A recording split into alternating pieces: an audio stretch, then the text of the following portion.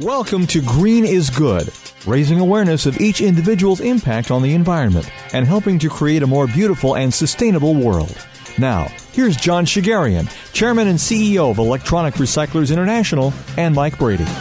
Welcome, welcome, welcome. Happy Earth Week to you all, and Happy Earth Week, Mike. Hey, Happy Earth Week to you, John. What'd you do to celebrate? Oh, I was in the Twin Cities, Minneapolis, Minnesota, with a client, Best Buy, and it was a great place to be for Earth Day, which I hope everyone realizes should be really every day that we live here in this great world. Well, you're absolutely right, because, I mean, the whole project and the whole premise behind the Green is Good show is to empower, to entertain, and inform, and help people realize that if each of us does a little bit different, just does something slightly different, make some small changes incrementally in our lives, done on a massive global scale, we can really turn things around environmentally. And the cool thing about it, too, is a lot of these things that we talk about not only save the planet, but save some other green, like what goes into our wallets. It's, what we're going to learn today from our guest, Bob Epstein, is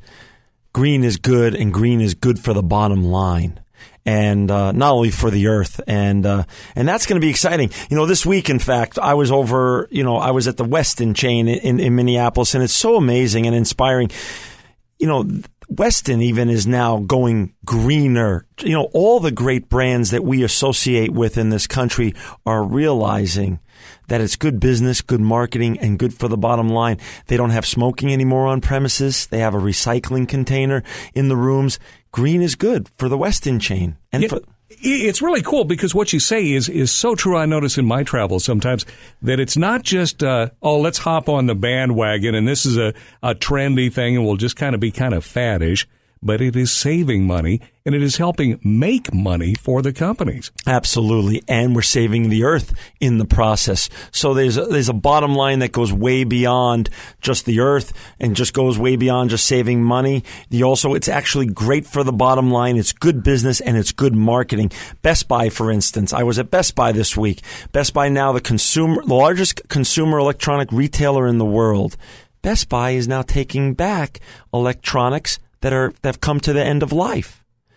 And that's a revolution in the retailing industry, where space is a premium. Right. To give up some of their space to be a drop-off center for your own electronics, for your old electronics, that's really a revolution. And that's going to now turn retailing on its head and create a new paradigm. And Best Buy's way out in front of everybody else. And I think it's going to make the others change, because, again, Best Buy realizes it's good to take care of their consumers and their clients that way. Well, don't you find, John, too, that there's usually that one leader in no matter what the business is, but right. Everybody kind of sits back and takes a wait and see attitude, and then pretty much is like, we've been into the environment, we've been doing this forever. Because once you see that a competitor is not only doing the right thing and doing a good corporate citizenship act, but starting to make money and find another source of revenue, it's like, holy smoke. Yeah, and that's a brilliant point, Mike, because look at what Toyota did with the Prius and the Camry and the hybrid revolution. And now the real question is it too late? Have the domestic car companies waited too long to play catch up? Yeah, we'll wait and see on that one. It's an interesting point, too, because you're talking about Chevrolet and the Volt. Yep. Now, it costs more to make the car than they can sell it for. Yeah. But that's right now. That's now. It could develop down the road, but really, you can wait too long in a business sense and kind of miss the boat. Oh, yeah. No, you got to, if you're going to follow the leader, you got to follow quickly. Once you see that what they're doing is working, you should follow quickly. Otherwise, the gap will be too big and it could be too late. Yeah, well, following the leader is a good thing, but it's even better to be the leader. And we're going to talk today to a real leader in what is known as E2. Now, what is E2? Well, E2 is really an environmental policy think tank, and we're going to let Bob talk about it more, but basically it ties together entrepreneurs in different parts of the country. Here in the Central Valley, I was the first member. Actually, I was inspired by Bob to join, and it creates a think tank of us to help, help policymakers understand from the ground up what's really happening and what should happen from an entrepreneur's perspective and with regards to the environment. So you are really one of the first E2 members, and E2 means EE. Right. I mean, when I say environmental entrepreneurs, I'm actually the first member here in the Central Valley. Bob's had this going for years, I think since 2000. So we're late in the game, but not too late, because this is now a great opportunity for other entrepreneurs here in the Central Valley of California to get on board. And Bob's going to be tremendously inspirational today for people to listen and learn how they can change and transform their business with an environmental bent and be good for the bottom line, like you always say, Mike. It's really cool because you are an environmental entrepreneur. You're doing something for the planet, for our environment here in the Central Valley. And for people that don't know about your company, you created a whole new business that wasn't there before. Yeah. You recycle electronic waste or things that have come to the end of their useful life. That's right. Like computer monitors, computers, televisions, cell phones, televisions, everything. And now you're not only keeping that out of the landfill and out of the waste stream, but you have created jobs. You've made yourself a nice little business, and you look like you're pretty well dressed. You're doing pretty well. You're a sharp cookie, John. I don't know about that, but thank you, Mike. But Bob has truly been one of my great inspirations, and I can't wait to get with him because Bob is going to share his story, and I think he's going to now inspire other people to join here in the Central Valley, the E2 organization that he helped co-found. Let's find out more right now. Hey, today we're really excited and honored and privileged to have Bob Epstein with us. Bob is one of my inspirations, actually, and was really doing the green thing and the entrepreneur thing way before it was ever cool to do such a thing. So, Bob is here today. Bob's an entrepreneur. He's an engineer with a PhD, actually, from the University of California, Berkeley. And he was the co-founder of 5 companies. So if anyone's out there looking to get inspired about being an entrepreneur and a green entrepreneur at that, he founded Sybase, New Resource Bank, which we're going to talk about a little bit today, Get Active Software, Colorado Microdisplay, and Britton Lee. Besides that, he's a trustee of the NRDC, the Natural Resources Defense Council, and he's a co-founder back in 2000 of E2. And of course, we're going to be talking about E2 today. And thank you, Bob, for joining us. Well, this is truly, thank you. And thank you for making the time. You are far busier than any human being that I know, but it's because of your passion and love for what you do. And Bob, we're just going to start easy today. Tell us, this is Earth Week, and there's no better human being than to have on the show today, the Green is Good show, than you for Earth Day, for Earth Week, and to provide our listeners with some inspiration. So tell us a little bit, how did you go and from, all those startups to becoming the environmental guru, leader, visionary that you are? Well, when I was starting my second company, Sybase, I asked myself, why was I doing this? Because it's a lot of work. You miss time from your family. And I said my reward would be, if the company is a success and I have some extra income, then I'll switch my attention to figuring out how to make business pollute less and make more profit by polluting less. And then, that was my reward. So Sybase ended up being a big hit for me, and I switched careers.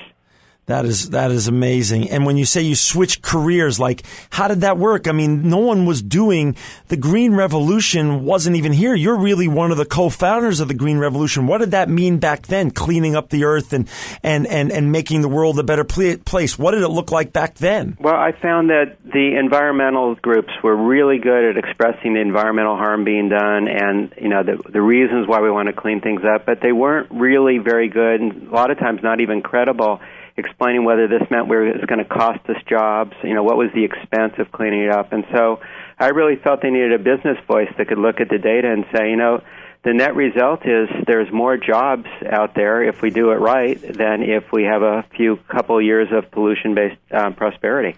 Okay, and then so where did you put your head and heart into? What did you create, or what organization did you become part of that then started working towards where you are today? Well, there really wasn't any environmental group that was sort of good at law, good at science, good at policy, and good at business. But NRDC, the Natural Resources Defense Council, was really great at 3 of those 4, and so I offered them a deal. I said, look, I want to I want to work with your organization, and I want to build a business network that works with it, that helps go out and argue the economic case. But when was this? Like what year? This was in beginning of 2000. I mean, 2000. I mean, this global warming and Al Gore's proposition, of overheating the earth wasn't even popular, wasn't even, all over the media like it is today. So how much resistance did you find, and how uphill a battle did you have to climb when you were talking about this? Well, I found it was pretty easy to attract business people. There were a lot of people that liked that concept. What was unknown is, could you actually make a difference?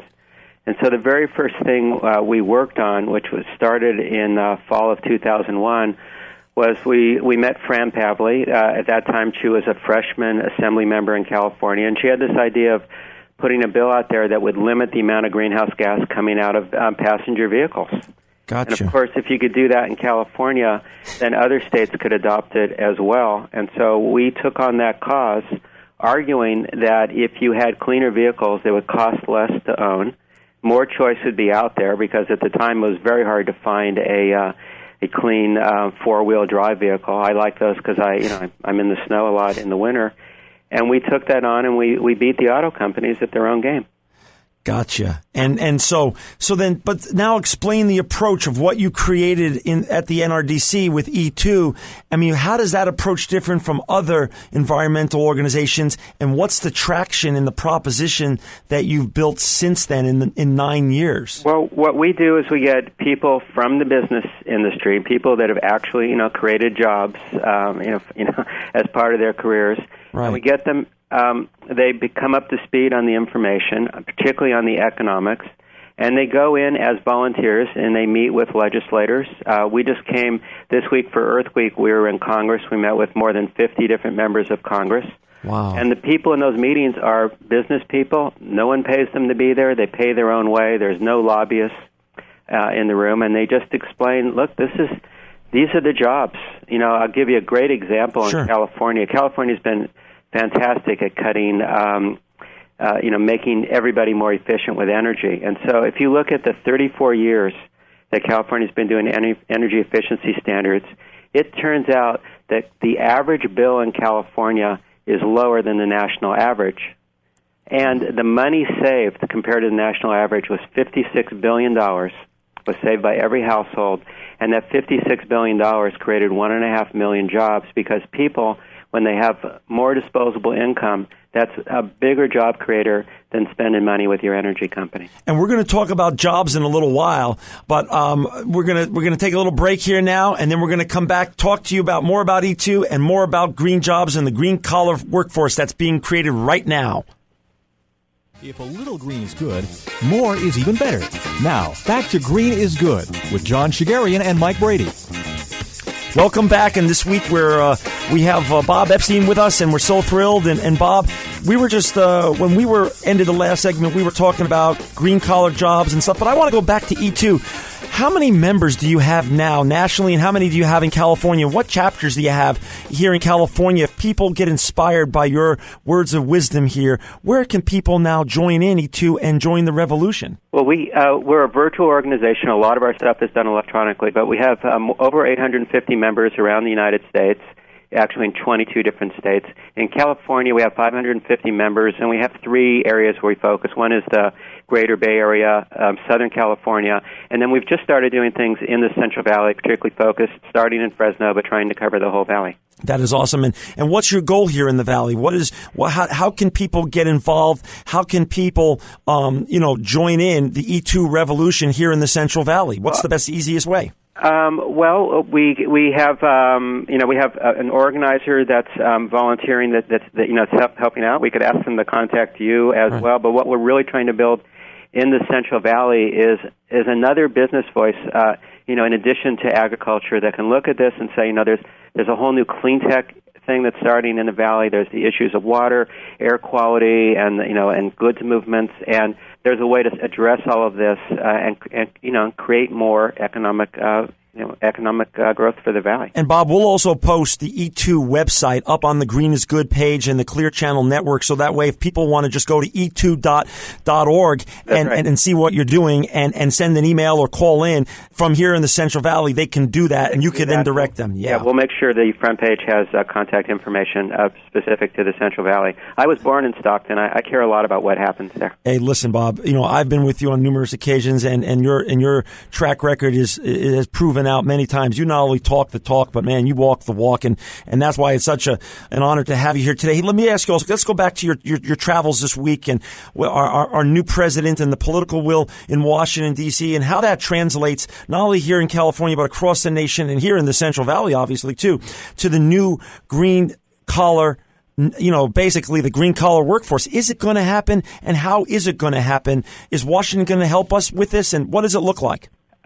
Well, I'll tell you, it's so different than last year or the last 8 years even in Washington, D.C. Of course, one important aspect is if you look at the stimulus money, there's money specifically targeted toward green jobs and toward energy efficiency. And something I love, the Department of Energy has dollars, available to be distributed through states for energy efficiency projects, weatherizing homes, doing things so their bills are permanently lowered. And they're telling every state, we want to do this with you, but you, the governor, has to commit to working with your utilities, so they will aggressively sponsor energy efficiency and some states have problems doing that, but so far they've been able to get 13 state governors to commit to this program. So it is just totally different world than a year ago. That is great. And then how is it going to be, though? How can we look to, and who do we look to for the green collar, workforce? How do we help create that? And what's your take here in California, Central Valley, and in California to get part of that green collar revolution?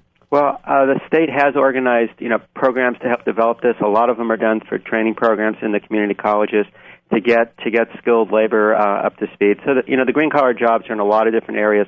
They're clearly in energy efficiency. They're in, renewable energy and things of those sorts. But I just have to tell you, the most exciting thing happened yesterday evening. Let's hear it. And, for the last 4 years, the state has been developing something called the Low Carbon Fuel Standard. And the idea is to take a gallon of fuel that goes into your vehicle and say, right now it has a certain amount of carbon in it. And by 2020, people that are selling fuels are required to reduce that total volume by 10%, total amount of carbon, by any technique they want. They can use some amount of electric vehicles. They can move to biofuels. There's no specific thing they have to do except reduce the carbon. And so at the meeting last night at the Air Board, they adopted this ruling by a vote of 9-1. I've been working on it for years. Wow! Congratulations! Thank you very much. 16 states have said they're going to follow suit. And the same language is written into the climate bill that's being debated in the House subcommittee this week, in fact. And so it's a huge change. And we had the support of some of the major oil companies too. And that's the part that's so exciting because they all recognize that the amount of petroleum out there in the ground there's both the pollution problem associated with it, but we're running out. Right. And so this creates opportunities. There's biofuel companies. People we had testifying there is a company that takes municipal solid waste and converts it to fuel instead of putting it in landfills. And another company there that has the capability to scale up to 100 million gallons of biodiesel made from waste grease.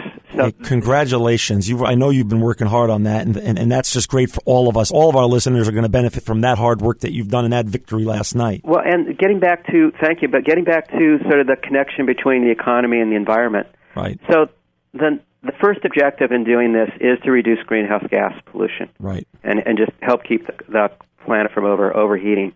But the second thing is the economic benefit. So it's not only the jobs from these new industries, because, when you buy a gallon of gas, most of that money goes overseas.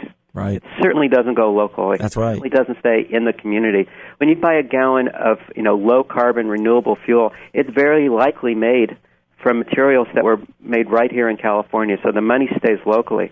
But then we had the question, well, what is this going to mean to fuel prices? And my question is, right now, your fuel price is totally dependent on the price of a barrel of oil. That's right. And so right now there's one variable, and last year it was pretty painful.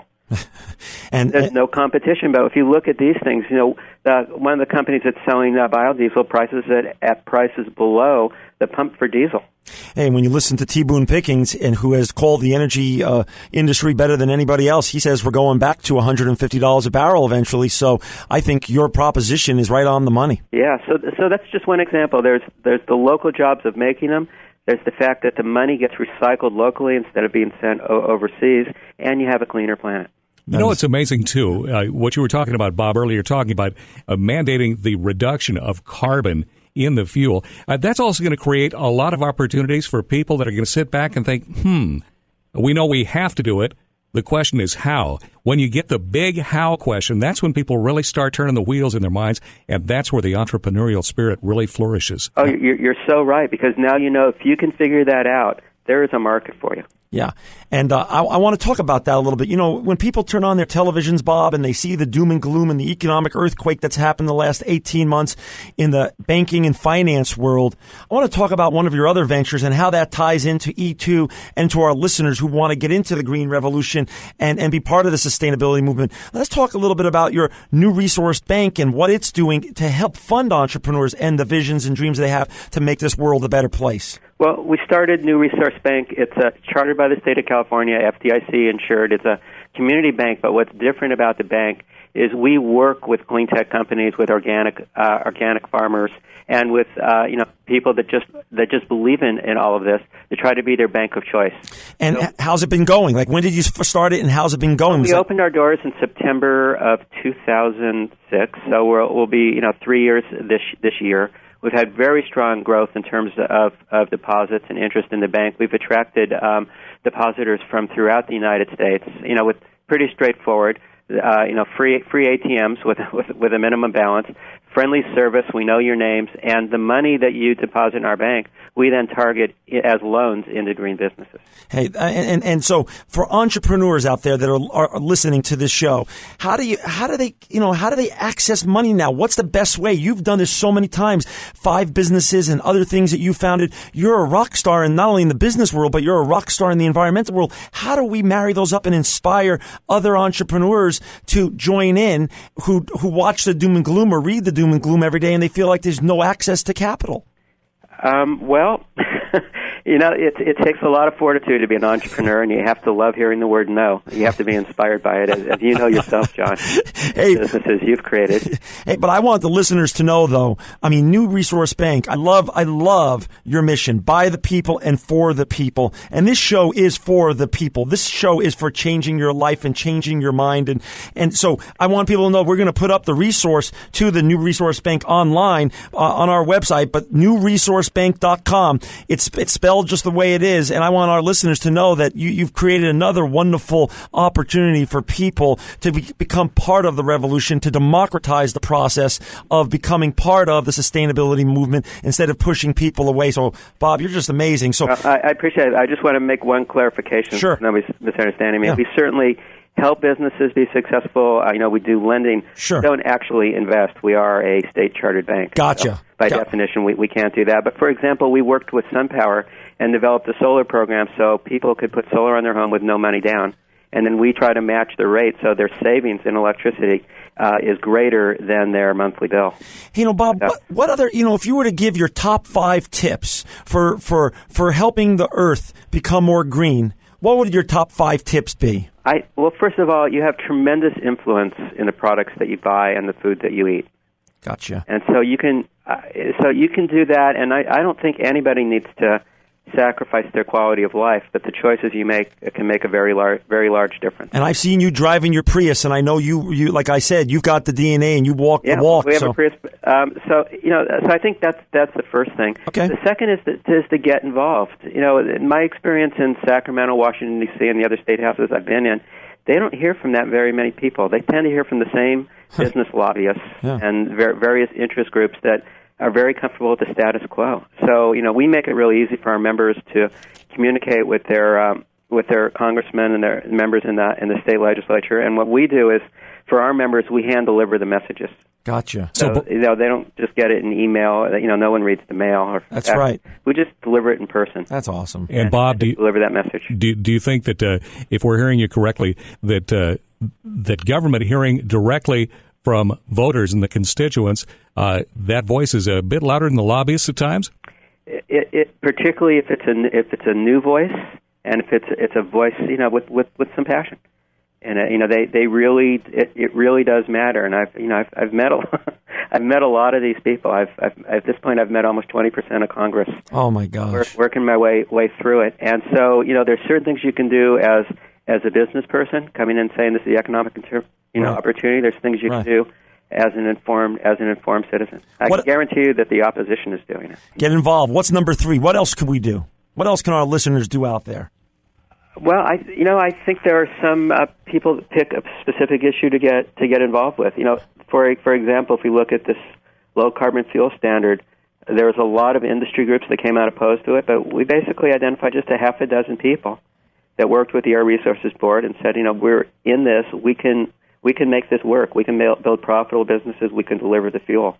So sometimes people choose to pick an issue and just really get involved. I mean, I was actively involved earlier looking at water issues in the state of California, and it's so much cheaper to be efficient with water than to try to identify a new water source. Hey, Bob, a couple last things. We're down to the last minute or so, and I'm going to leave it at that for getting involved. But businesses, if you were telling your kids today what's going to be the next Google of the tech revolution, what's going to be the biggest thing in green in the if for young people out there that are listening that want to make a fortune but also help clean up the earth, what couple of industries would you tell them to focus on? Well, clearly one of the largest is going to be replacing oil with other products. Gotcha. So energy. So transportation. Transportation. It's certainly a very large one. We've barely tapped the surface on renewable energy for electricity. Gotcha. And then energy efficiency itself. 2/3 of all energy is wasted either in the appliance using it or in the delivery system. So inventing much more distributed systems for both saving energy and for distributing it. And those are just 3 examples. I think the entire food systems are going to get transformed in the next couple of years because there's ways of doing it that are just so much smarter than the large centralized agribusiness that a lot of our food comes from today. Hey, Bob, listen, we're at the end of today's show, and we are so thankful for you spending the time with us. I know how busy you are and how many people are pulling on you. We're going to ask you to come back at another time and give us an update on what's happening out at E2 and at your bank and in the political world. And, hey, just thank you for being our guest today. You're amazing. There's a whole new world in Washington this year, and we need to help them get some really good climate and energy policies in place. Thanks again, Bob. Green is good, and you're making it happen. Thank you so much.